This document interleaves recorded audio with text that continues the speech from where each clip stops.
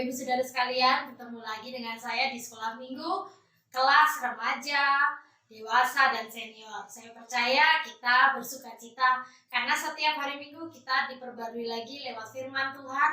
Setiap hari kita baca firman Tuhan dan hari ini kita akan belajar lagi tentang kedatangan Tuhan, tentang akhir zaman. Saya percaya bahwa banyak orang yang akan lebih mawas diri kalau kita mengerti bagaimana akhir zaman itu sendiri. Sebelum kita memulai ibadah sekolah minggu kita akan berdoa. Tuhan Yesus yang baik, kami ucap syukur untuk hari ini kami bisa belajar sekolah minggu. Kami bersyukur karena Tuhan selalu memperbarui pengetahuan kami tentang Engkau, tentang kedatangan-Mu. Kami mohon Tuhan memberkati ibadah kami dari awal, pertengahan hingga akhir. Dimanapun anak-anak-Mu saat ini berada, kami percaya Tuhan memberkati dan memberikan pengertian yang benar tentang pelajaran yang akan kami pelajari hari ini. Terima kasih Tuhan Yesus, terima kasih. Dan hanya di dalam nama-Mu kami percaya berdoa, haleluya, amin. Kita memasuki di bab yang ke-12, judulnya si pendurhaka pada hari Tuhan. Kemarin, minggu lalu, Ibu Yohan menyampaikan pelajaran tentang hari kedatangan Tuhan. Datangnya seperti pencuri, tidak ada yang tahu, tidak ada yang mengerti kapan Tuhan akan datang yang kedua. Nah, hari ini kita akan belajar tentang keadaan akhir zaman.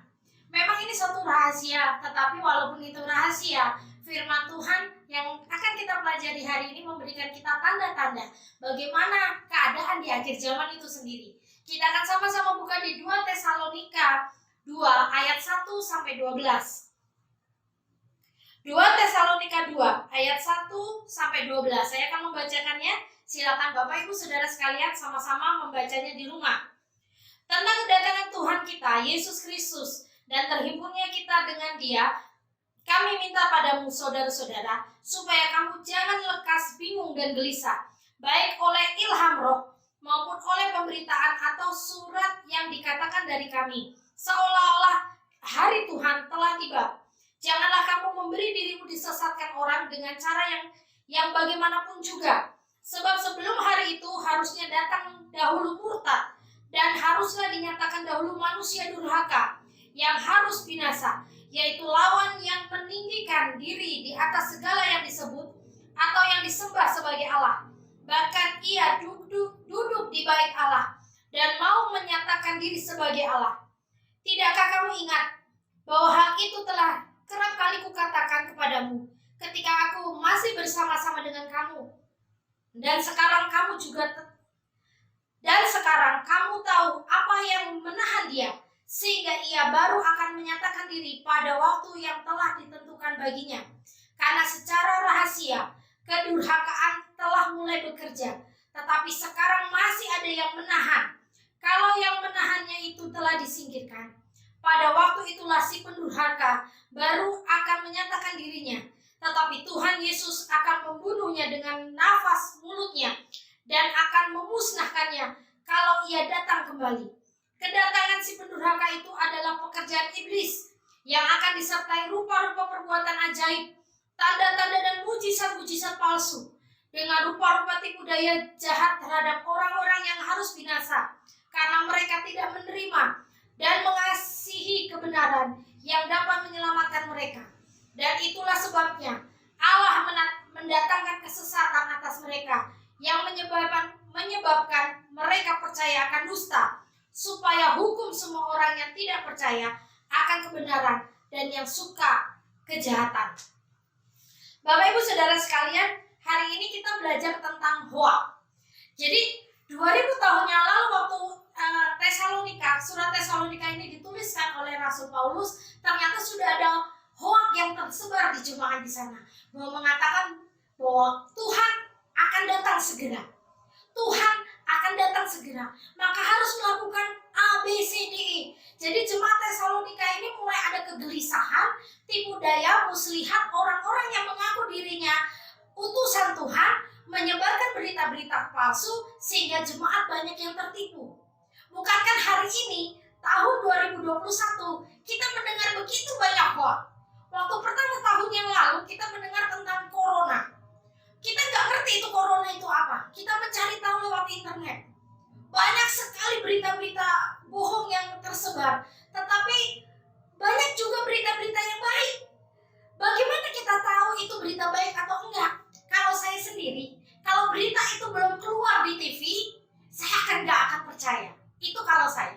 Atau saya akan mencari situs-situs pemberitaan online yang bisa dipercaya. Walaupun itu di YouTube, belum tentu itu juga benar. Banyak juga YouTube dipakai untuk memberitakan beberapa berita-berita tidak benar. Contohnya sekarang yang kita hadapi adalah vaksin. Apa bedanya vaksinasi dengan imunisasi sebenarnya? Bukankah itu sama? Anak yang baru lahir saja sudah diimunisasi. Anak saya sudah berapa kali diimunisasi. Begitu banyak imunisasi yang dilakukan untuk mencegah. Misalnya, imunisasi cacar. Kenapa dia harus diimunisasi cacar? Supaya kalau kena cacar, akibatnya tidak parah terhadap anak saya. Bukan hanya anak saya, tapi semua anak. Masih kena cacar nggak? Masih kena. Semua anak pasti kena cacar. Tetapi risiko dari penyakit cacar itu bisa diminimalkan. Vaksinasi sekarang, vaksin corona sekarang ini, COVID-19, kita sudah punya vaksinnya. Begitu banyak hoax yang tersebar. Salah satunya adalah kalau kita divaksin, kita akan menerima tanda antikris katanya. Ada chip yang akan ditanamkan di tubuh kita, jadi kita punya tanda 666. Begitu banyak, dan anehnya, begitu banyak juga orang percaya yang langsung memakannya mentah-mentah, mempercayainya, meyakininya, bahkan menolak dengan jelas vaksinasi itu. Saya saya bukan agen pemerintah yang harus ayo vaksin, wajib vaksin, tidak. Tetapi saya ingin menjelaskan, keadaan kita hari ini tidak beda jauh dengan keadaan jemaat Tesalonika yang dulu. Saat ini kita menghadapi vaksin. Bapak, Ibu, Saudara sekalian, mau divaksin atau tidak mau divaksin itu keputusan pribadi. Cari tahu kebenarannya, cari tahu sumber yang benar, dan dijalankan. Kalau saya sendiri di sini, saya mencari tahu. Bahkan di jemaat kita pun ada yang bekerja di Bio Farma. Kita tanya sama beliau, bagaimana vaksin itu? Boleh nggak buat saya? Dan beberapa lansia akan bersiap-siap untuk vaksinasi. Mungkin Bapak Ibu Saudara sekarang untuk bersiap untuk itu. Dan saya menyarankan mengikuti protokol kesehatan yang ada. Dan kita kembali lagi di firman Tuhan. Hoak yang terjadi di akhir zaman ini akan semakin banyak. Bukan hanya berbau rohani, tapi terkadang juga hal-hal yang sepele. Contohnya begini. Tidak boleh air dingin itu menyebabkan gendut. Saya langsung, kok bisa ya? Apakah saya gendut gemuk seperti ini gara-gara air dingin gitu kan? Ternyata ada dokter yang mengatakan bahwa saat kita minum air dingin, suhu air itu akan menyelesaikan ke suhu tubuh sehingga tidak masuk benar-benar dingin. Secara ilmiah bisa dijelaskan. Atau juga kalau kita lihat awan yang berbentuk sesuatu, langsung kita berpikiran, aduh, itu ada tanda-tanda kiamat. Padahal itu ada penjelasan secara ilmiah. Hari ini kita belajar tentang kedatangan Tuhan. Kemarin sudah diingatkan bahwa kedatangan Tuhan itu tidak ada yang tahu. Seperti pencuri. Adakah pencuri yang ngasih pemberitahuan, saya mau mencuri loh, siap-siap ya? Ada yang seperti itu? Sedikit mungkin ada yang nyentrik, mungkin di film-film tertentu kan ada ngasih tahu untuk menguji dirinya sendiri. Tetapi kebanyakan pencuri tidak akan memberitahu kalau dia mau datang. Kedatangan Tuhan ini sebenarnya kita sudah dikasih tahu ciri-cirinya. Alkitab tadi menyatakan bahwa tanda-tandanya ada beberapa banyak orang yang murtad. Murtad itu bukan hanya berpindah agama saja, tetapi mengutak-atik kebenaran untuk kepentingannya sendiri, itu juga bisa dikatakan murtad. Bagaimana berita hoax itu begitu banyak tersebar di kehidupan orang percaya? Karena yang menyebarkan hoax sendiri, Alkitab juga bilang di sini tadi, itu bahkan hamba-hamba Tuhan yang mengaku hamba-hamba Tuhan, yang sebenarnya mereka bukan hamba Tuhan. Mereka mengaku sebagai utusan Tuhan yang mendiami bait suci, tapi sebenarnya mereka bukan utusan dari Tuhan. Dia utusan dari iblis untuk menyebarkan berita-berita yang tidak benar tentang kedatangan Tuhan. Mungkin Bapak Ibu sering melihat orang-orang yang menyatakan satu penglihatan. Saya melihat si A begini ya, saya melihat keadaan dunia begini sih, keadaan Indonesia seperti ini. Tetapi kita boleh melihatnya, tapi mempercayainya kita pertimbangkan dengan baik-baik. Apakah itu bisa dipercaya atau tidak? Jadi cross check itu perlu. Karena apa? Supaya kita tidak salah tangkap. Alkitab hari ini memberikan satu ingatan bahwa berita hoax tentang kedatangan Tuhan itu jangan sampai mengubah hati iman kita sama Tuhan. Bagaimana bisa bisa dikatakan bahwa berita hoax mengubah iman kita? Karena saat kita mulai mendengar Tuhan mau datang, tanda-tanda zaman sudah mau dekat, kita langsung mulai ketakutan. Padahal kemarin kita belajar tentang menghadapi kematian dengan sukacita. Kita menghadap Tuhan dengan sukacita. Karena orang dalam kekristenan, dalam iman Kristen, itu diyakini dan dipelajari dan harus terus dipegang kebenarannya bahwa berhadapan dengan Tuhan Yesus, kembali ke rumah Tuhan adalah satu sukacita. Jadi kalau kita dengar hari Tuhan, kita mulai ketakutan, mulai bersiap, bahkan ada yang buat bunker di tanah supaya menghadapi kiamat. Apakah itu perlu? Yang perlu adalah kita menghadapinya dengan hati yang tenang. Kalau sudah waktunya, ya sudah. Biarkan Tuhan datang dan menjemput dengan sangat manis. Jadi yang pertama dalam berita hoax seperti kedatangan Yesus, itu harus kita hadapi dengan kembali ke Alkitab. Alkitab ini berkata tentang apa? Kalau ini kedatangan Tuhan. Kalau ada orang yang mengatakan Tuhan datang tanggal sekian, bulan sekian, tahun sekian, jam sekian, kembali lagi ke Alkitab. Apakah Tuhan berkata seperti itu tentang hari kedatangan Tuhan? Yang kedua yang ingin kita pelajari yaitu pendurhaka, tipu-tipu dan mujizatnya. Apakah iblis tidak bisa membuat satu mujizat? Bisa, tentu saja bisa. Kenapa tidak? Iblis bisa membuat mujizat. Dan mujizat-mujizat yang dibuatnya itu menarik beberapa orang untuk kembali ke jalan iblis. Kenapa saya bilang kembali ke jalan iblis? Karena kita ini dulu hamba dosa. Di dalam pengaruh iblis, kita percaya Yesus, kita menjadi hamba kebenaran.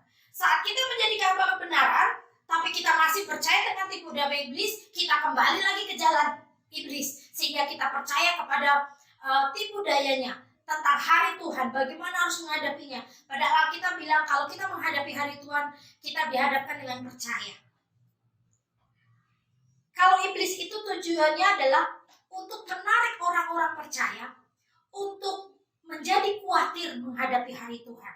Saya akan bacakan di buku ini. Tujuan antikris saja menyesatkan umat percaya supaya imannya tidak lagi diarahkan kepada Kristus, melainkan hanya kepada apa yang tampak di hadapan mereka. Fenomena-fenomena, keajaiban-keajaiban dan segala hal yang bersifat spektakuler. Jadi kalau kita melihat bahwa si A bisa menyembuhkan orang sakit, si A bisa menyembuhkan orang buta, si A bisa membangkitkan orang mati misalnya seperti itu. Terus tiba-tiba dia mengatakan bahwa hari Tuhan sudah dekat, mari persembahkan seluruhnya untuk Tuhan, tinggalkan semuanya, kita ayo kumpul, kita menunggu kedatangan Tuhan di satu tempat. Kalau ada yang seperti itu, kita kembali lagi di kebenaran Alkitab. Apakah Tuhan mengajarkan seperti itu? Alkitab juga mengingatkan kita bahwa hukuman bagi pendurhaka dan pengikutnya itu jelas ada. Jadi kalau Bapak Ibu mendengar ada orang yang menyampaikan seperti itu dan kita melawannya dengan apa ya?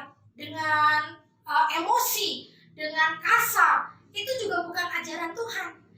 Paulus saja mengingatkan supaya kita mengingatkan itu ditegur dengan penuh kasih, karena kalau kita menegurnya dengan kata-kata kasar, tidak penuh kasih, apa yang kita sampaikan malah tidak bisa sampai ke dia dan orang itu tidak berubah. Bapak Ibu Saudara sekalian, maksud Allah mengirimkan kesesatan adalah agar mereka dihukum. Karena bagi mereka yang pernah mendengar dan mengerti firman Allah, tetapi tidak percaya pada firman Allah dan malah memilih kejahatan di dunia, maka kematian kekal yang diberikannya. Bapak Ibu, sungguh hal yang menakutkan bagi orang-orang yang percaya pada mulanya, tapi meninggalkan kebenaran hanya karena berita-berita yang tidak benar. Mari sekarang kita sama-sama membaca ayat hafalan kita di Efesus 6 ayat 10 dan 11. Ini mengingatkan kita. Akhirnya, hendaknya kamu kuat di dalam Tuhan, di dalam kekuatan kuasanya. Kenakanlah seluruh perlengkapan senjata Allah supaya kamu dapat nasihat iblis. Saya gak akan menyampaikan banyak hari ini, tetapi saya ingin mengingatkan Bapak Ibu Saudara sekalian, kembali lagi ke Alkitab. Mengapa perlu sekali kita membaca Alkitab setiap hari? Mengapa kita perlu merenungkan firman setiap hari? Banyak teman-teman senior mengatakan, saya baca Alkitab setiap hari, tapi jarang saya mengerti. Saya mengatakan begini, awal dari pengertian yang benar adalah memang membaca dulu. Itu sangat bagus. Tapi bila ada yang tidak mengerti, ditanya kepada orang-orang yang setidaknya paham tentang firman Tuhan sendiri. Kalau yang dekat, misalnya saudara yang terdekat, kalau tidak bisa, tanyakan kepada guru-guru skala minggu, tanyakan ke pendeta, tanyakan ke pelayan Tuhan yang mengerti firman Tuhan. Mungkin kita juga bisa mendengar khotbah-khotbah hamba-hamba Tuhan, tetapi jangan semuanya ditelan mentah-mentah. Kita juga harus merenungkannya, menelitinya sendiri, memeriksanya dengan kebenaran firman Tuhan itu sendiri. Jangan menafsirkannya sendiri. Kata-kata di Alkitab itu memang terkadang banyak yang tidak kita pahami, tetapi ada beberapa hamba Tuhan yang menelitinya dan memahaminya dan menyampaikannya dengan sangat sederhana pun banyak. Bisa kita lewat tayangan-tayangan online, bisa juga lewat pendeta. Kita bisa bertanya tentang itu semua. Jadi inilah pentingnya kita belajar Alkitab, belajar tentang kebenaran. Kejadian sampai kita Wahyu kita pelajari supaya kita tidak mudah ditipu oleh angin-angin pengajaran palsu, angin-angin pengajaran yang hanya ingin mengambil keuntungan dari kita, mengambil iman kita, membelokkan kesetiaan kita, memutarbalikkan fakta yang sebenarnya. Jadi Bapak Ibu Saudara sekalian, saran saya kepada Bapak Ibu Saudara sekalian, baik remaja, dewasa, bahkan senior, belajarlah Alkitab. Terutama untuk adik-adik remaja. Saya tahu tantangan kalian banyak, saya tahu godaan kalian banyak. Dunia yang penuh teknologi yang sangat cepat dan maju ini membuat semuanya gampang sekali dibelokkan. Saya sendiri bertumbuh di tahun transisi antara dunia yang jadul sampai ke modern itu saya menghadapinya. Dulu telepon itu di warteg, harus antri nelpon, harus bayar. Berpindah ke handphone jadul. Handphone itu pun kalau terima telepon dari luar kota itu roaming. Saya juga sampai merasakan bagai komputer yang besar. Sampai sekarang komputer cuma dijinjing. Handphone itu sekarang sudah istilahnya teknologi, informasi cuma ada di tangan, itu sangat mudah sekali. Saya mengingatkan adik-adik remaja semua, tetap baca Alkitab, tetap cari kebenaran Alkitab. Banyak sekali konten-konten kreatif Alkitab anak-anak Tuhan yang membangun. Banyak sekali yang bisa kita ambil dari kesuksesan orang-orang lain di dalam Tuhan.